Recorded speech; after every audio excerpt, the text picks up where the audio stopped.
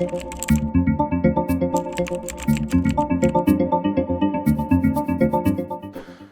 эркиндигин, адам укугун коргоо, аларга баягындай бир эркиндик берүү бул биздин эң башкы биринчи милдетибиз ушул. Кыргызстанда мисалы сөз эркиндигин тыюу, диктатура орнотуу деген бул жомок сыяктуу да. Болушу мүмкүн, 3 жылда болушу мүмкүн, 5 жыл болушу мүмкүн, эң көбү болгону. Анын сөзсүз түрдө бул эл өзүнүн баасын берип, өзүнүн жыйынтыгын чыгарып коет мына. Мына Акаевдин мезгилинде 15 жыл чыдады эл.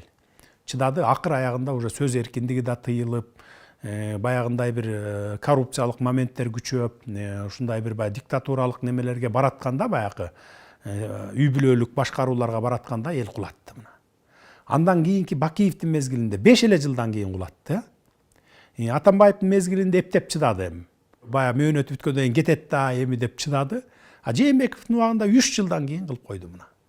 Эгер мен дагы алардын катасын улап диктатура орнотом, же болбосо ушундай мен өзүм билгенимди кылам деп эле баягы мыйзамдарды тебелеп, баш мыйзамдарды тебелеп кете берсем, мени деле 3 жылга жетпей кубалап түшүшү мүмкүн. Анткени кыргыз эли андай нерсеге чыдабайт да.